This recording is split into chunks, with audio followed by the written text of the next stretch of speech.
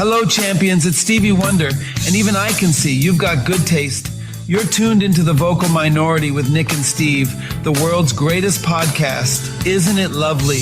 Yes, it is. And thank you, Mr. Wonder. Made an appearance at the DNC this year, and even Stevie Wonder can see. I get it. That's a Stevie Wonder joke. See, dude, I knew you would get that. We used to play the oldies. Welcome to the podcast.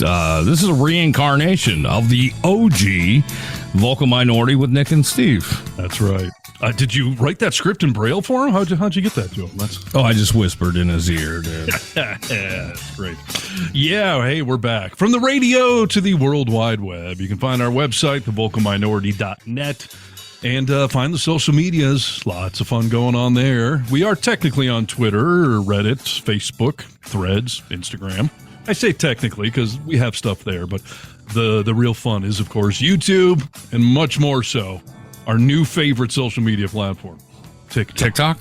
Yes. Yeah, it's been doing good for us, and well, hell, we have you to thank for that. So thanks for supporting the program.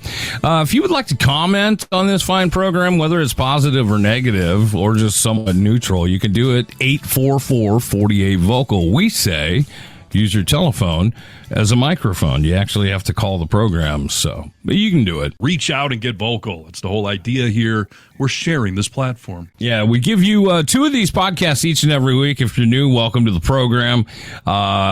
We are recording this podcast just day after Labor Day, which I didn't labor at all. So how about you? No, I haven't been pregnant in quite a while. Oh. No, working labor. Yeah, it's like work, dude. I worked for us. I mean, I did a lot of social media stuff. Otherwise, no, I had a nice weekend. Spent some time with the kid, with the girl, with my dirt bike. All the people that matter most to me, Yeah. All right. Well, good. It was a good weekend overall. I, of course, was away at the Gorge in George, Washington, and did Labor Day. So that is 3 shows back to back to back. I think you just spoke in total gibberish to 90% of the population. I did? George Washington for Labor Day. Yeah. I don't know if everyone understands those words. Right, the Gorge. Hopefully you should know about the Gorge, dude. I mean, it's just a concert venue. You've heard of Red Rocks. It's kind of like a Red Rocks type deal, an outdoor concert venue in Washington. And Labor Day weekend, for the past several, this is the end of the Dave Matthews Band tour for summertime, and they end it there. So they do 3 concerts in a row. Right, which is amazing. And I will say, anecdotally, observing this Labor Day over the years, your average Dave Matthews fan will go to one of the nights. Your average Dave Matthews super fan will go to 2 out of the 3 nights. It is only a select group of mega fans that will go for all 3 nights. 3 nights back to back. Nick, how many nights did you go for? We did 3, dude. Listen, they have this saying in the Dave world of never miss a Sunday, because not only is it the last show of the weekend, but it is the last concert of the tour. So there's something special about it. They pull out all the stops, and I feel that way about most of their shows. Like, I've never seen them, sometimes you go and see a band and be like, oh, the energy was a little low. I could tell they were kind of off. Every concert, dude, I don't know how they get their head right, except that they love what they're doing, but it would still get annoying, right? Yeah, sure. And 3 set list. I mean, most touring bands play the same set night after night. Maybe they shake it up a little. What's the diversity? Never a repeat. I mean, there's no repeat between all 3 nights. So, and I mean, I'm going to talk in averages here. He started at 8 o'clock, sometimes 8:10 or whatever, but started at 8, and it usually all 3 nights went to 11:30.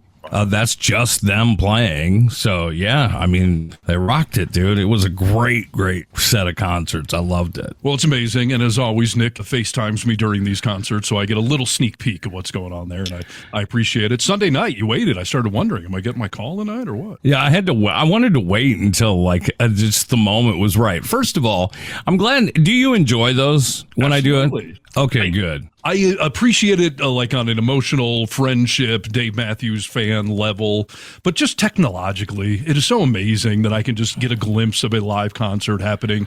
That's several states away. You also did it in freaking Europe, halfway around the world. It's crazy. It's cool. No, I'm glad you like it, dude, because you always go through my mind when I'm watching the show, just as far as like, I wish Harness was here, dude. He would love this, or, so to be able to, FaceTime you or whatever. I don't know. In the beginning, I was like, I don't know if that comes through as annoying or not, because I don't know how good the audio is, but I just want to give you a little glimpse into what's going on. Yeah. No, but it's an amazing venue, the Gorge and George out there. So, no, I'm glad you survived. Where do you rank on the scale of Dirty Hippie? Scale of 1 to 10? How'd you fare all weekend? Well, I showered every day because it was in the upper 90s all weekend, so it was hot during the day. But as far as just like, I consumed a ton of cannabis, dude, and I drank a lot. So as far as that goes, I'm hippie, I guess, about a 9 probably. So you got a little bong haze going in the brain today, or what? Yes. We'll see how it goes, dude. But maybe the gods were doing you a favor. Night number 3. Okay, this is the night I'm looking forward to the most. Yep. Going through security, they frickin' took my bud, dude. I was so fucking mad. At a Dave Matthews concert, I thought they handed out pot at security. Dude, I was so devastated. Rachel was like, you keep saying that they took your bud and you're mad. Like, I get it. I was like, I am devastated, dude. I mean, I was already stoned, but I was like, I'm going to have to try and find someone to bomb off of, and I don't really want to do that in today's world. Right. No, that's not cool at all. And what the hell? Why did they take it? So, dude, I go through security, and they have metal detectors and stuff because there's been a few shootings at the Gorge because we can't seem to get common sense gun laws in this country. But we're going through metal detectors, and the first 2 nights I beep, and they'd send me to secondary, and it took forever. And then I got through. I had my weed in a little Altoid mint tin. Yeah. Because it held the pipe I was using and everything else. Sure. So I go night number 3, and I think, they just have looked at it and let me walk through. So I just put it on the table so I wouldn't have to go through to secondary. The guy's like, I need you to open that tin. And I was like, it's just a few mints. And I crack it open, and he sees all the decaying buds in there, dude. And he was like, no, you can't bring that through. We're going to have to take that. I thought he was kidding. Right. And I started to put it in my pocket. He was like, I'm serious, man. You can't take that in there. I was like, oh my God, dude. I know he put it in his pocket. Of course. Or there's some, security party at the end of every night where they roast massive bowls. I mean, that would be like going to like Death Valley or the Mojave Desert and them saying, no, you can't bring water in here. Right, dude. I was so mad, but I got over it. And I had my pipe. My pipe is rubber. He didn't take that from me, or it's silicone, I should say. And I went old school, high school, I just started burning the tar off of that bad boy. So, yeah, that means you probably smoked some silicone too. Then, so yeah, that's sure, dude. Ouch. Well, that's like sacrilege at a Dave Matthews concert to confiscate somebody's pot. But shame on you. Yeah, really. But okay. Yeah. Well, but yeah, good weekend overall, dude. And I'm hoping that this never stops, dude. I thought a little bit as the last song was playing. There's going to be a day when this all comes to an end, and I can't imagine it. I can't picture myself in that world, and I don't think I want to be honest with you. That's a great question. I wonder if Dave's going to be an old gray-haired man like Willie Nelson up there still going, or will he call it good? Or he may take a year off touring too. I mean, God forbid. But yeah, right. I mean, last year they toured all year. They had a fall tour, a winter tour, summer and spring. I mean, it's crazy, dude. The guy works hard. That means he either hates his home life, or does his wife and kids, do they travel with him? It's got to be one of the two. I don't think they do all the time, but they do frequently. Like at the Gorge, they're always there and stuff like that. Rachel, just out of curiosity, started looking up all the bandmates of the DMB to see how much money they have, And it's pretty incredible. Like Carter Buford, $65 million is what they say he's worth. And Tim Reynolds, Stefan, all of them were up in the $50 to $70 million range. Yeah. your money for nothing and your chicks for free, right? That's right. I mean, in all honesty, that's a very hard life touring like that. Totally. And that is where artists make the most money. Everyone thinks it's off album sales or whatever. It's not. It's off concert ticket sales and the merchandise they sell at those concerts. So I'm not surprised that the drummer or sax player, that everyone's worth at least 30, 40, 50 million dollars. They've been touring for years. Dude, they've been going just as hard since 1991, dude. So 30, what? That's 34, 35 years? Yep. That's crazy. I'm glad you got to see it, and I'm glad you got to smoke a lot. I do have some marijuana news. I was going to save it till later in the show, but maybe we should start with that. Well, let's get into something that someone needs to know. Do you think we should do it? I do. This is Need to Know News. News you need to know. Hello, Americans. This is Paul Harvey. Stand by for news. Steve Harness. Oh, hello. Yeah, we are marijuana fans on this show. Alcohol to a lesser extent, but if you got to pick a vice in this world, I say go green. Yeah, I would agree. And marijuana is in the news. We do a lot of politics on this show in general, but certainly in this election season, there's been a lot. And what do you know? Marijuana making its way onto the campaign trail. Oh, good. Well, it's about time, dude. I mean, we've seen it over the last decade or so that it's been slipping in. But yeah, it's nice. We need more marijuana news and more things to happen. So. Yeah, I mean, honestly, when you and I were in high school, I just remember fantasizing about the day the pot could possibly be legal. Because I hated having a hookup from the guy in the van and you're worrying about getting arrested. I mean, yeah, it was institutionalized for years. And then, medical marijuana started to become a thing. And now more and more states are actually legalizing it across the board, which is amazing. Yes, for sure. I found out just this weekend that there are some states in this great country of ours who have legalized marijuana, but they have legalized marijuana that is... You have to smoke a ton of it to get high. It's really weak marijuana, like a different strain. Oh. So everybody's trying to get to a place where we can, self-medicate.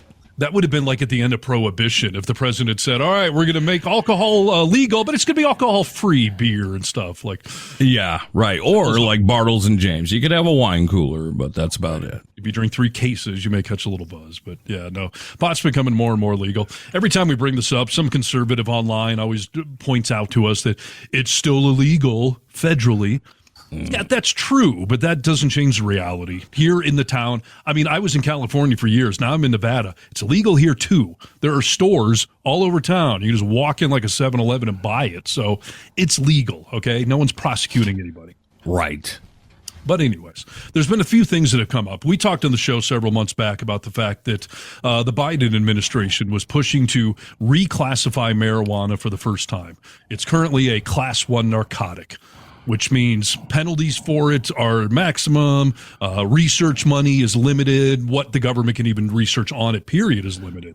It's the equivalent of black tar heroin. It's just like fentanyl, dude. Yes, it's a deadly lethal drug if it's Class 1. So there's been a push to reclassify it because we can do more research, and it may help to federally decriminalize it as well. I don't know if they can decriminalize Class 1 narcotics. So there's been all this talk about it, and the latest on this is a mixed blessing. This is still going forward. However, a decision on whether to reclassify marijuana as a less dangerous drug. It's not a drug, by the way. A drug is something chemically produced. Marijuana grows naturally, but I digress. Please. Yes. The move to reclassify it won't come until after the November presidential election, a timeline that raises the chance it could be a potential political issue as we're in a closely contested race, right?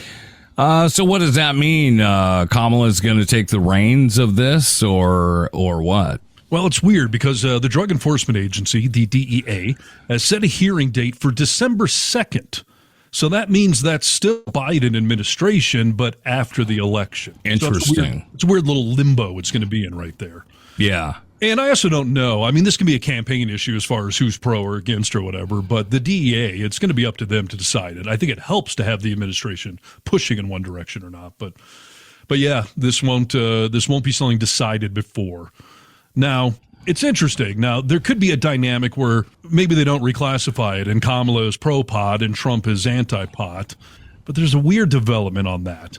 But as with all things Trump, there's mixed messaging going on, okay? Yeah, that's couldn't be more true. And also, it's the flip-flop for me, right? I mean, I'm okay. I'm a Democrat. I'm a Republican, pro-life, pro-choice. Like, what are you? I guess it just depends what room you're in.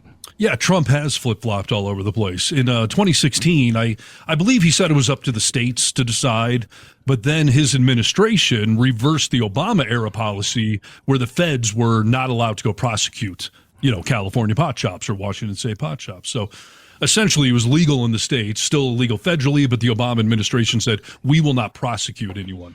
The Trump administration undid that. I don't know that they prosecuted a ton of people, but they put it all back into even further limbo. Right. There was the option. They could if they wanted to. Right. So here's the update on the Trump world. Trump backs Florida's recreational marijuana amendment. Former President DJ Trump says he's in favor of a Florida ballot measure that would legalize recreational marijuana in the state of Florida. Trump said there should still be laws in the state that would prohibit using marijuana in public spaces. So we do not have to smell marijuana everywhere we go like we do in so many Democratic-run cities. Love that he pretends to be this frickin' teetotaler, dude, where like, oh, I've never had a drink of alcohol.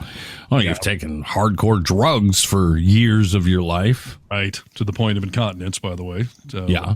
But, okay, so the first thing I got to take exception with right there, he is saying that, we got to do it right so we don't have to smell pot everywhere we go, like in those Democratic-run cities. Nick, is it legal to smoke marijuana in public in Washington where it's you can buy it recreationally there? Can you go smoke in public? No, of course not, dude. Can you drink in public? I mean, there are some cities around this country of ours where you can, but no, you can't do it here. Yeah. I was in Vegas a couple of months ago and asked the bartender, like, hey, can I take this outside to another casino? And he laughed. He was like, it's Vegas. You can do whatever you want. Right. Yes. It's like New Orleans, dude. You can just, walk around with it. Have fun. We have drive-thrus for your liquor here. Right. So, but no, not in this democratic city. No. Back in Michigan, I got a ticket once for open intox. Like, I was walking from one party to another with a red Solo cup. I didn't know you could do that, but yeah, it's illegal to have alcohol in public in a lot of places. Right. And on my quick research on California, where I was in, Nevada, where I am, Washington, where you are, any state that has legal recreational marijuana, it is not legal to just smoke it openly in public. Yeah, so, I can't be next to your kids at a restaurant, outdoor restaurant, any venue, smoking. Yeah, some people do, and they, if they get caught, I don't know what the fine is, if it's a ticket or jail time or what. I would imagine just a ticket. Yeah, I mean, some people do all sorts of things in public. And, as you're aware, being a cigarette smoker, it's already hard to just smoke cigarettes in general in public. Yes. So marijuana is under that same umbrella, but it goes even further. So that's wrong, Trump, that Democratic cities were all just reefing out in public. Yes. I mean, everything he says, I would be willing to bet 98% of the things he says about Democrat cities is completely false. I was telling you a couple of weeks ago, I heard him talking about Chicago, well, right before the DNC, and he was like, you can't even walk across the street to get a loaf of bread without getting shot in Chicago. Like, no, that's not true, dude. It's definitely not true. My firstborn now lives in Chicago, and, Neo has told me that compared to San Francisco, which we all go to frequently and think very highly of, San Francisco is a great major city. But yeah, it's got some crime. It's got some homelessness. There's parts of the town that are a little dirtier than others. But Neo's telling me that Chicago, compared to San Francisco, is like Mr. Clean lives there and does his thing 24/7. Yes, dude. Praising Chicago, such a clean, nice, safe city that, of course, there's an area you don't want to hang out in. But hey, dum-dum, that's every major city in this country. They have places you don't want to go. Exactly. So, continuing on the Trump marijuana myths, I feel like this is like Reefer Madness, the old government propaganda movie. Right. Google that one, kids. So Trump goes on to say, we do not need to ruin lives and waste taxpayer dollars arresting adults with personal amounts of it on them, referring to marijuana. And this is the part. What the F? And no one should ever have to grieve a loved one because they died from fentanyl-laced marijuana. We will make America safe again. Oh my gosh, dude. Fentanyl-laced marijuana? Have you ever effing heard of that? Oh, yeah. In where? Fantasyland?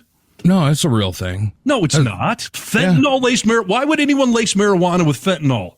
People sprinkle fentanyl on marijuana because of the high it gives you. Are you sure about that? Is this an urban legend you're hearing? Because I'm about to fact check you. You know what? I've always heard it as, hey, this is happening. And in my niece's high school, they said, hey, like, don't take bud from anyone that you don't know. It's very dangerous. It could be laced with fentanyl. It could have fentanyl sprinkled on top of it. So have I ever come across it? Thankfully, no. But I've heard that. So first of all, any marijuana that would be laced with something, I think they would be charging a lot more for it because you're putting extra stuff on it. Probably. Like, there have been days back in my rock and roll band days where people did sprinkle some white substancey powder on marijuana joints. And yeah, it gets you much higher because it's a whole new drug you're putting in there.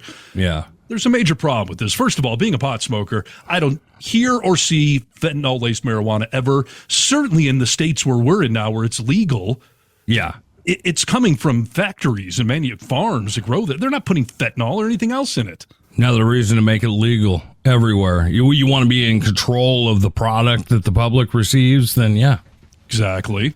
So I decided, before just going on the show here and speaking from my own anecdotal standpoint, I thought, let me just Google this, make sure I'm not being stupid, that there's not fentanyl-laced marijuana killing people left and right. Yeah. So I went to drugfree.org, which is a, government website or whatever, nonprofit group. So they have a whole thing on their website about this because people have been barely asking. So let me just read a couple of key points here. The short answer is that these rumors are false. There is no solid evidence that marijuana is being laced with fentanyl. And here's a really great reason why. Fentanyl is destroyed when it is burned, including if it was in a joint, blunt, or any other means of smoking marijuana.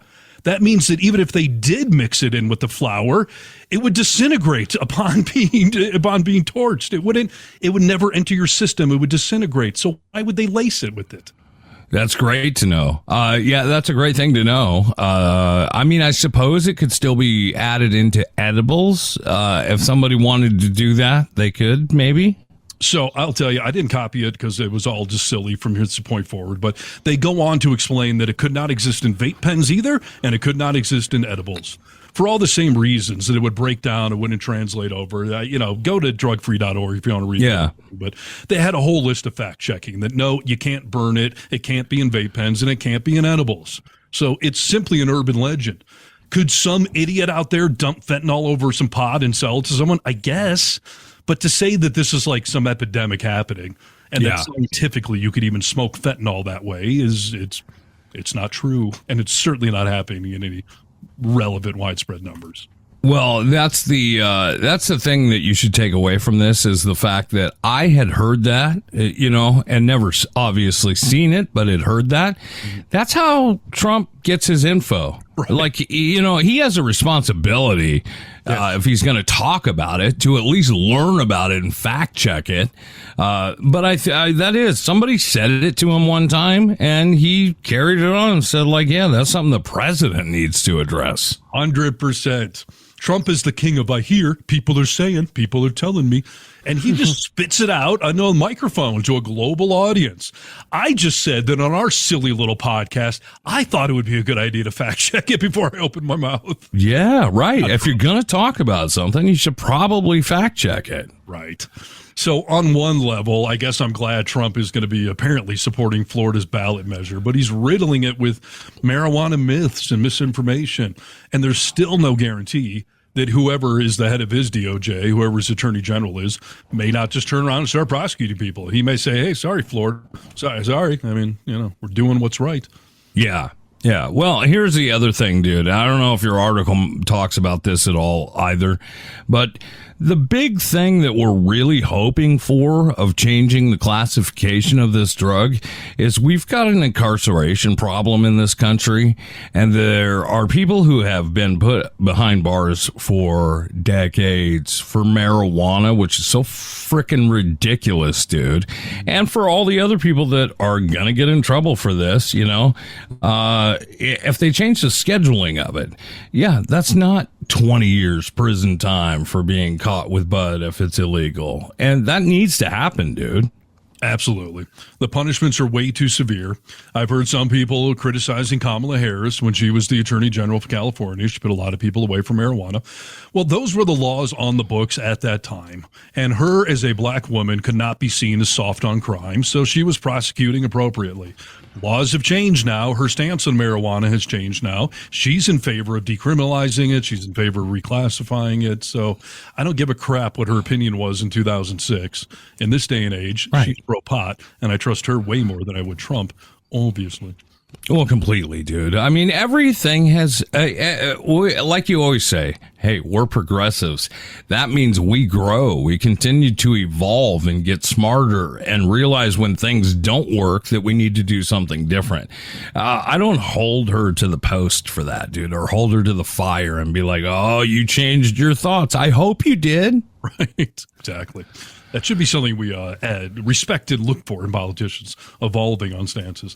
Not, wishy-washy back and forth, but evolving, that's okay. Yes, 100%. Well, we'll see where this one goes, dude. I hope it gets here sooner than later. Need to know news. News you need to know. Welcome to the program. This is The Vocal Minority with Nick and Steve. We thank you for being here. Like Steve was mentioning, a lot of politics have made their way into our program. I mean, we talk politics, but we've been inundating you lately because we've been being inundated, and it's important right now. November is going to be here before we know it. 2 months. Yeah. Election day. As we try and is today today's the 3rd. Yeah, 2 months, man. That's crazy. November 5th. So this will come out on the 4th. So 2 days or 2 months. Yes. Yeah. We're trying to just make sure that we keep our blue wave rolling, our energy great for Kamala at the Gorge this weekend. Rachel wore her Veterans for Kamala shirt. Yeah, got a lot of comments, dude. People were like, I fuck with that, dude. I love that. And there were a few people that were like, terrible. I was like, this is a bad weekend for you to be saying that because of what just happened this past week at Arlington National Cemetery. Are you in the know? I am in the know. It's one of these stories maybe I wish I wasn't because it's so ridiculously disgusting, but yes. Yes. The story evolved rather quickly. Trump and his cronies, including, I think J.D. Vance was there. I don't know if he was pictured or not, but they went to Arlington Cemetery to take, apparently they were going there to console some families who had lost some of their family, veterans. Yes. All right. By the way, this was a private event that Trump was invited to. Yes. People keep saying Biden and Harris skipped it. They weren't invited. It was a private event. And quite frankly, it was a highly political event. So it was going to be a hot button thing regardless. But this was not some public event that they just decided to skip. Right. So that was when I talk about how the story evolved, that was what was first out because that was the narrative first narrative that they were trying to set up by going to this thing. Now, keep in mind, I'm going to tell you that he didn't give a fuck about any of these vets or these people who had died in service. And I will prove that as we continue the story. But everyone was like, even a friend of ours who posts crap was like, didn't even show up. Walls and Harris didn't even show up or have the nerve to show up and see these families face to face. I was like, I don't know that that's true. Well, a couple hours went by and the story started to evolve. So they go to the cemetery and I've got some audio I'm going to play for you. They went and they took pictures. You are allowed, well, let me say this. You can get a permit to take pictures in certain areas. You cannot show up to certain sections of Arlington National Cemetery and take pictures, especially for political purposes, whether it's a commercial or for political gain. You can't do it, dude. It's disrespectful beyond belief, but there's actually laws saying you cannot do that. Yes. Donald Trump doesn't care, dude. His party doesn't care. MAGA doesn't care. They think, oh, he's just there to support our vets.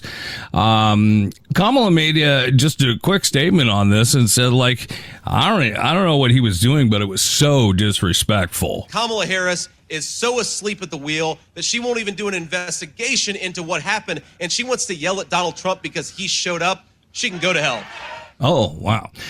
When he says an investigation, one of the vets that was working at this cemetery tried to stop Trump and his cronies and said, like, hey, you can't go over here. You can't, your permit does not suit this area. You can't take pictures. You can't go over here.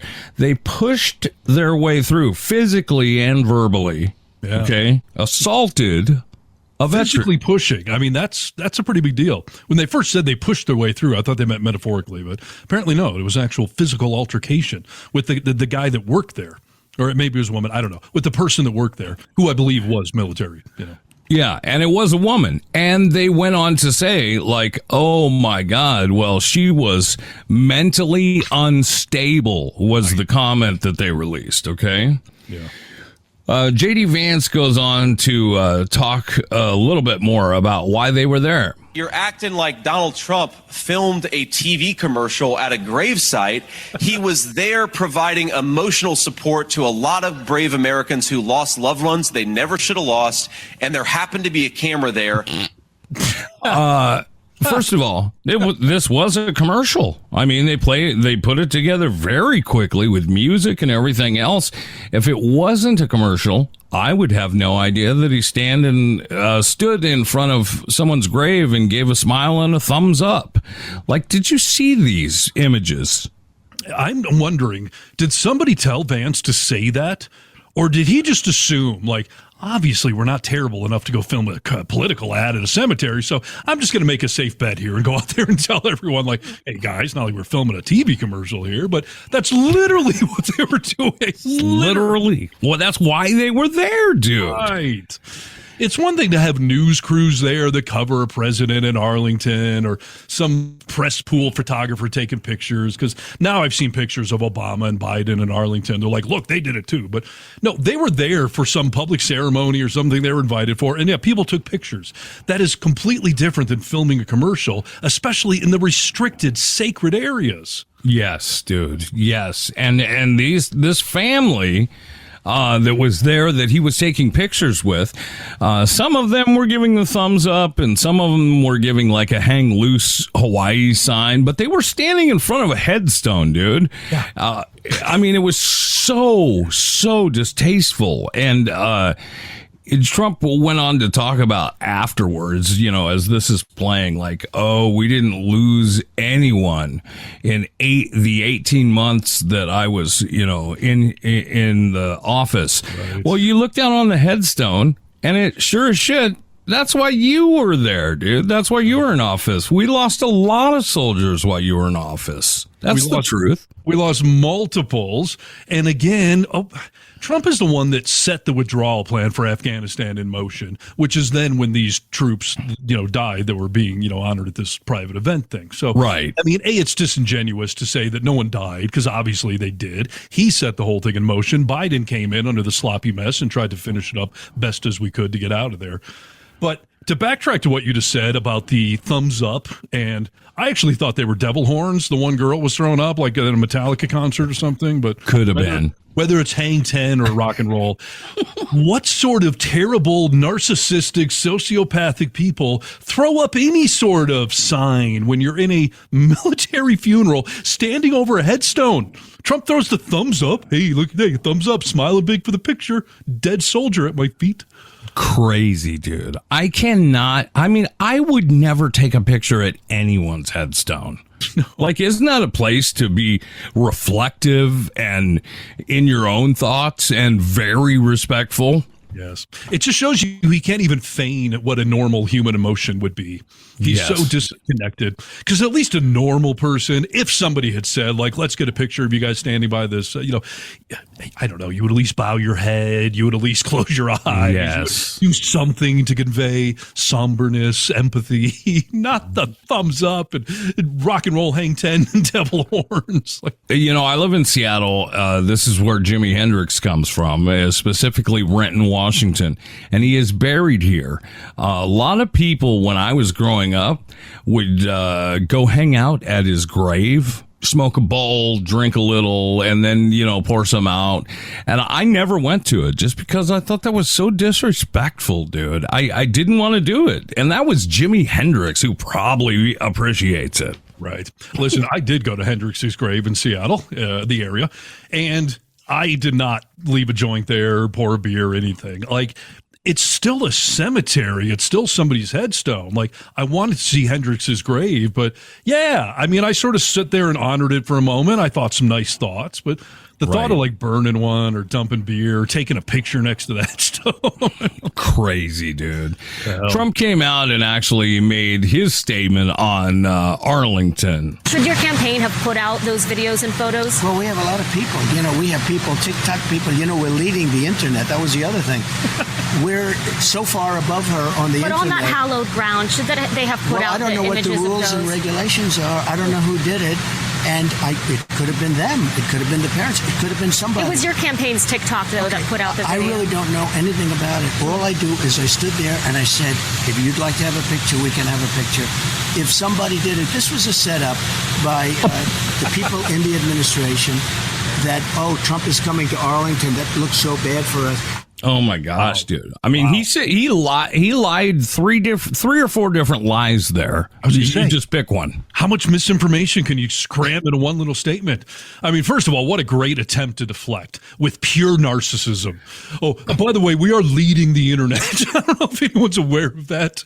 We just won the Webby Award for #1 on the internet. No one does the internet better than us. Like, no, leading the internet. What does that mean, dude? It's hilarious. And then to, go into, I don't know. I mean, I was just taking pictures. I don't know who someone was filming it. They put it on my TikTok account. People just, I don't know who controls these things. It's the government. It's Kamala Harris. She's in charge of our TikTok. We were set up, Yeah, I mean, it is just nuts, dude. And you know what? If that happened, honestly, and you felt bad, like, I didn't mean for it to go down like this, you would say, we went there to honor a family, and it got a little bit out of control with the excitement of people and everything, and it was a bad look. I apologize for it. It wasn't the intention. It's absurd. Obviously, if some staffer went rogue and produced an entire commercial, by the way, I don't know where they get the budget for that, but they just went rogue and produced an entire commercial on their own, posted it on your social media account. A normal human would at least say, like, a mistake was made. We pulled the video down. We all understand now. But no. Have you ever heard Trump admit a mistake? No. And he didn't say one thing about veterans there. Like, I have a lot of respect for these people who served and died, Like, he didn't say a word. I love veterans. Didn't you see me? I was giving them thumbs up, veterans. We're winning the internet. Right. The dead vets are very proud of us. We're winning the internet. I bet they would have. This is what they died for us to be able to win the internet. But it is a good little, just highlights how much of a stooge J.D. Vance is. That someone let him go out there and say, like, it's not like we were filming a TV commercial. Such an idiot. Yeah. This is Need to Know News. News you need to know. Start the news chant, please. Come on. News. News is what we're doing. It's the vocal minority, after all. All right, more political news, because why not? It's political season. It'd be like not talking about Christmas in December, right? Correct. Okay. GOP pollster predicts Donald Trump debate win if he asks one key question. So the big presidential debate is coming up. It's happening next week.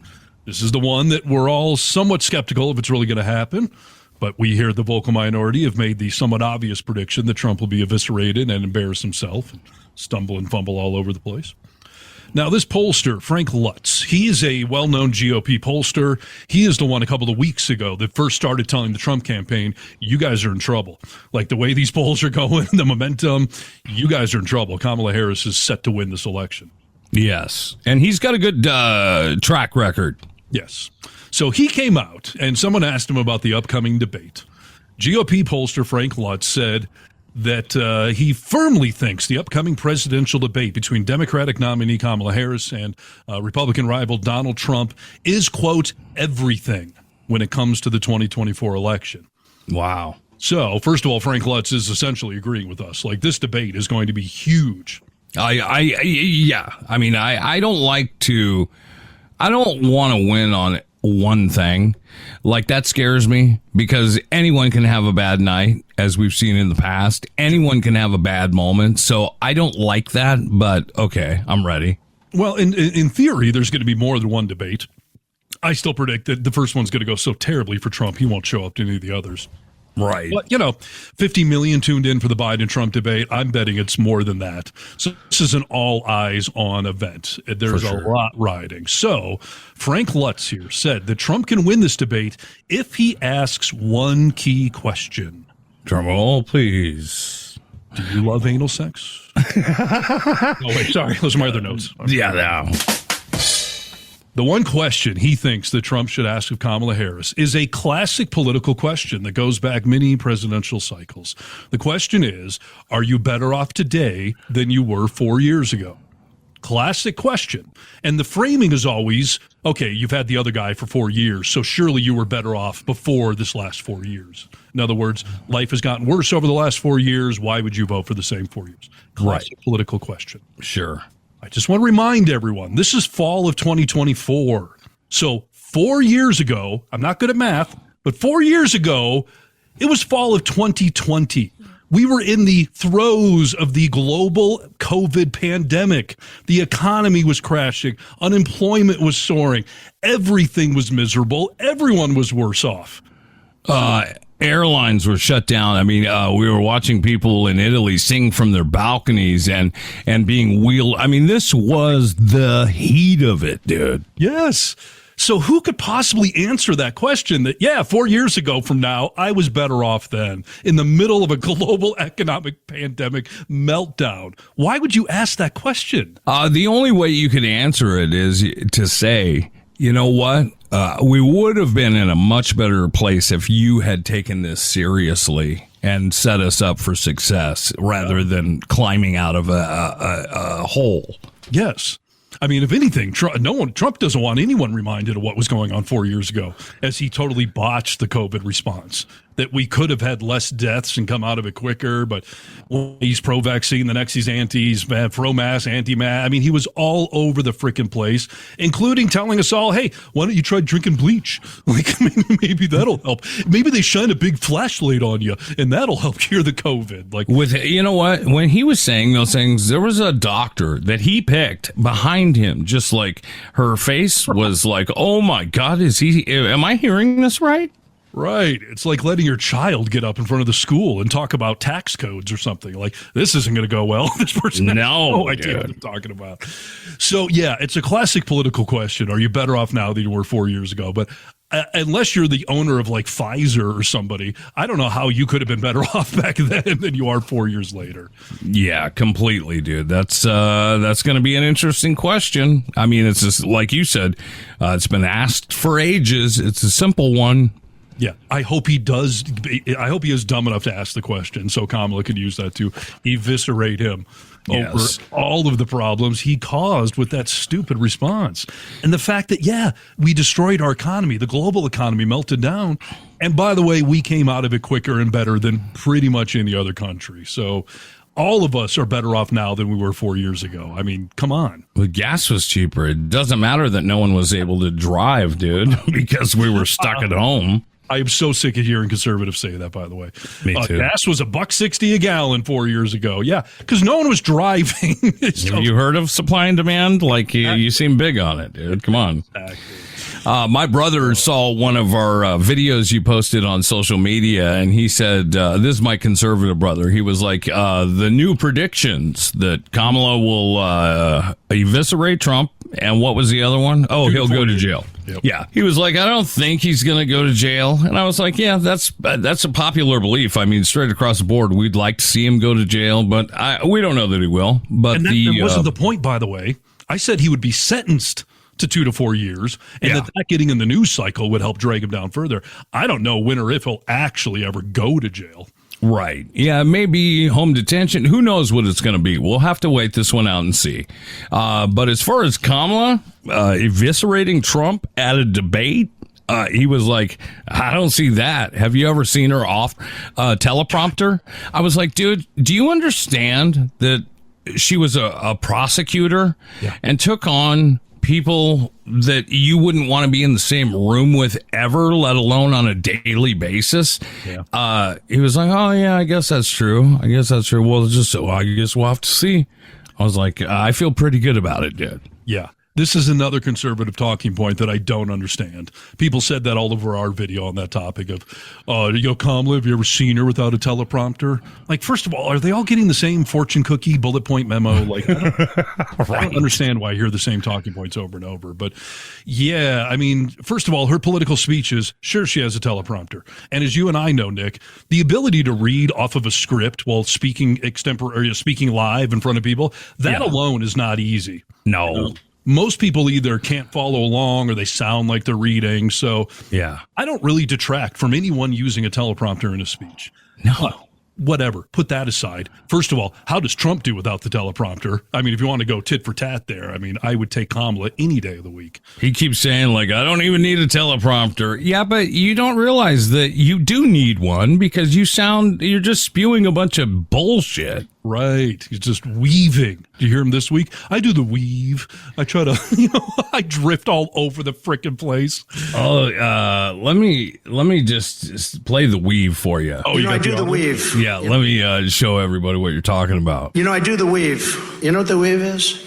I'll talk about like 9 different things and they all come back brilliantly together.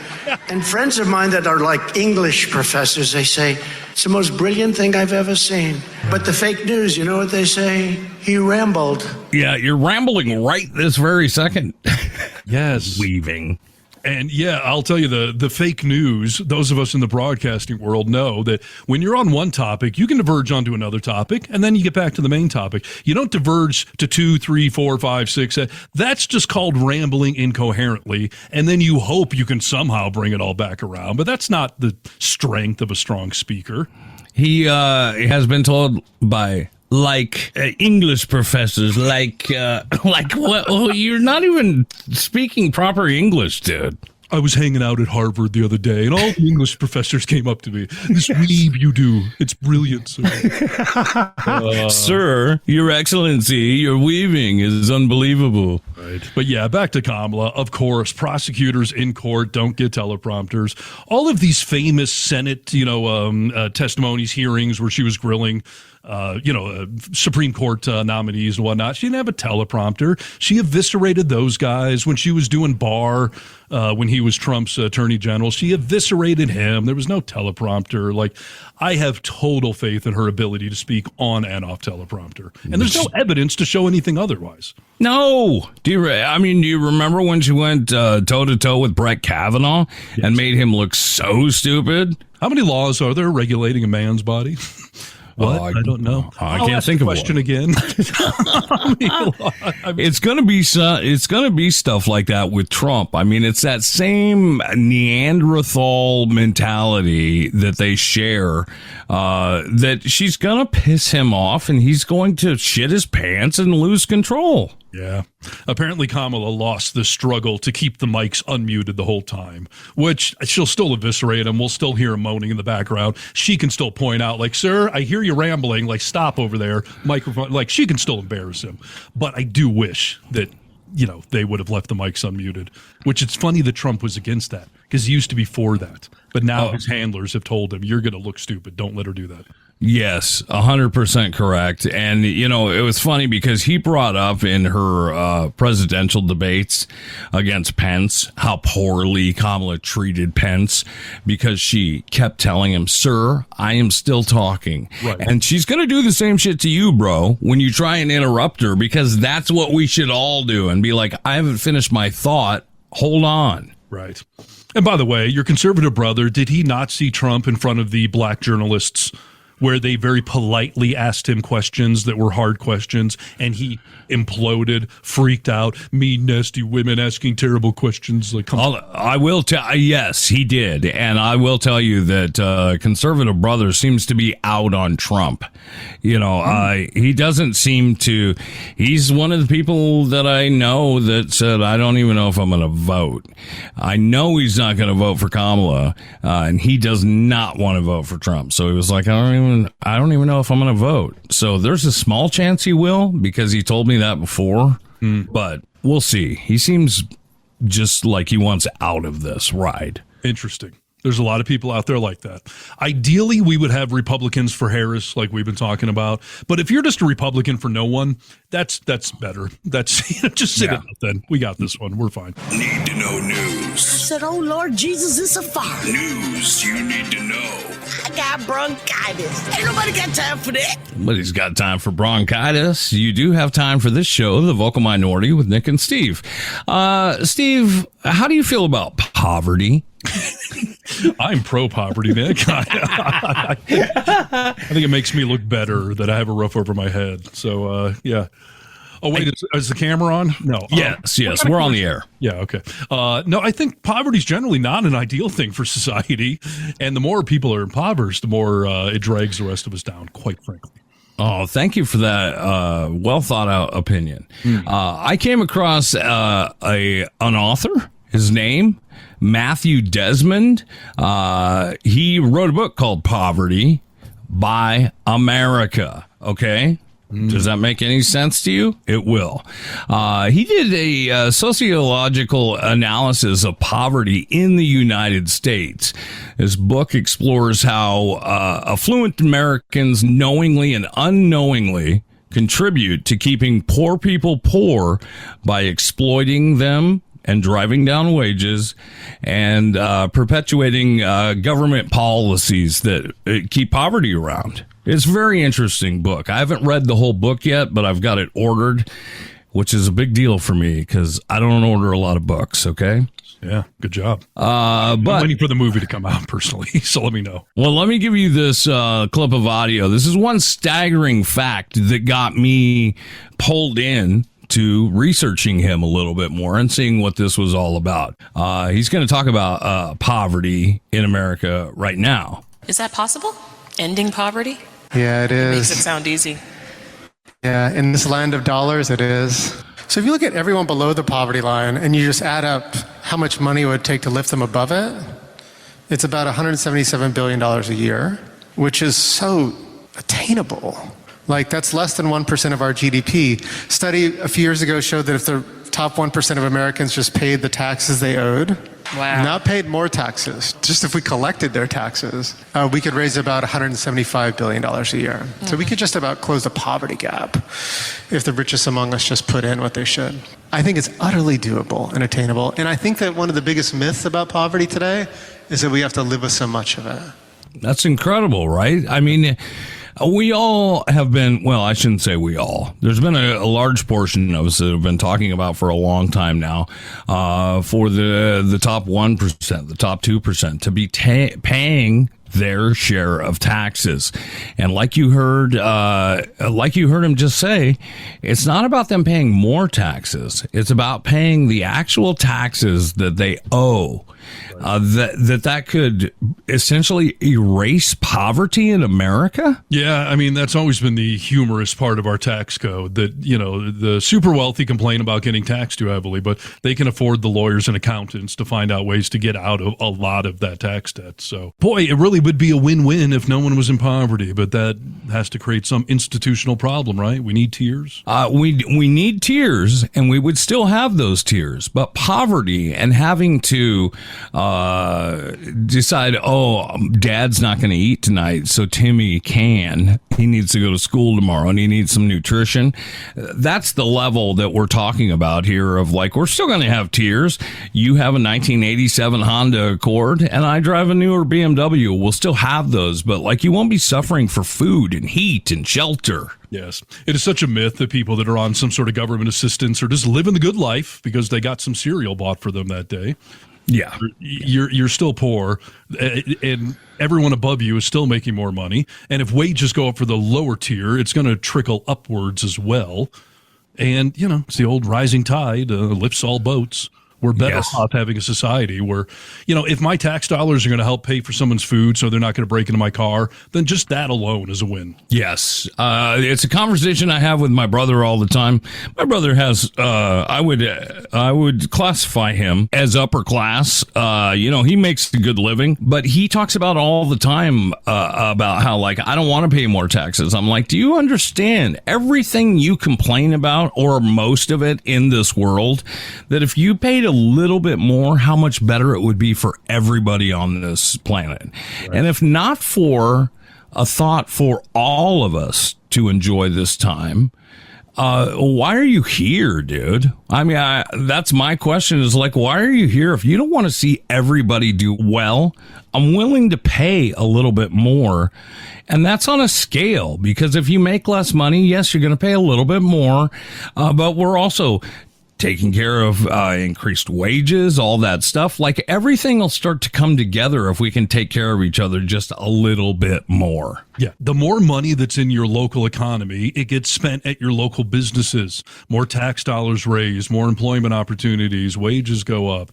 And I always find it funny that so many conservatives are against things like, the food stamp program it's not what it's called anymore, but, for lack of a better term. Sure. Isn't there a moral obligation also to help out our fellow man who is down and out? Yes. In the Bible? I've only skimmed that thing. Yes. I mean, that's kind of a big part of it. But, like, just being a good person, whether you believe in religion or not, like, have you ever seen anyone that hasn't eaten for 3 or 4 days? Like, I mean, this is a tragedy that we have this problem in America. When you hear Tim Walz talk about getting lunches and breakfast taken care of for school kids in his community, like, that inspires me, dude. And you know what? If I can afford to pay when I'm sending my kid, I'm going to do that too. I'm not going to take advantage of the program. No, and I don't even know that it's about raising taxes on us. It's just probably about spending our tax dollars a little more wisely. Yeah. Most people have no idea where their tax dollars go to. I mean, so much goes to corporate subsidies and things like that none of us would really be in favor of. But you, for some reason, don't think or care about that part of your tax dollar. You care about the 1% that's going to help out people in your community. And yeah, we've got the biggest army in the world 10 times over. I'm pretty sure we could shave 5% off that budget and put it into programs like this. And no one would pay more taxes. We'd still have the biggest, baddest army on the planet. Or like this guy said, just tax the rich at the rates they're supposed to be, and this problem would start to work itself out. Why is that bad? This is the reason I bring all this up is to maybe inspire everybody who's listening to the podcast, because it inspired me to think about something that big is attainable, and that if I could have any part to do with that, I would love to. But mainly I'm talking about this for the young people that are starting to take this country of clay and mold it into a better place, is that, see how attainable that is, dude? When you are stepping into politics or making world change or just country change, this is something you should look into, dude. Poverty gone? That's crazy, dude. It is crazy. It is obtainable. And yeah, food stamps, or the SNAP program, as it's actually called. You got to understand something. Poor people do not save money. They spend it. They don't have it to save. Right. So if you're giving people in your community the SNAP program food benefits, they're spending that money in your community at your stores. Again, tax dollars raised. Employees now have more money coming in. They can now go spend more money in that community. That is what everyone says they want their tax dollars to do, to go to work in your community. That's what the SNAP program does. But for some reason, conservatives hate it because it's helping out poor people, and they fucking hate poor people and just want to piss on them no matter what. Well, I'll tell you what, dude. I grew up poor. And my father and my mother both, there were times that we received food handouts from, like, whether it was people at our church or just people we knew. I can remember them bringing groceries over when I was a small kid. My father never wanted to take advantage of anything. In fact, he wanted to pay it back forward some way into his community. This is the majority of the poverty line. This is the majority of poor people in our country. That 2% of people who are like, yeah, you know, I cheat the system.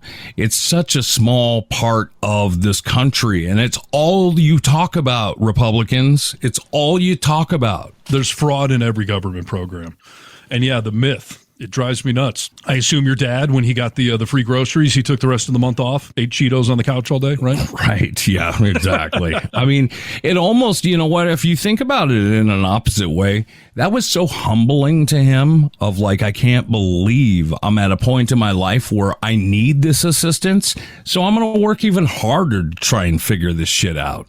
So, well, Nick, we're preaching empathy and moral compass things that just some people in this country don't have, but we got to keep preaching it.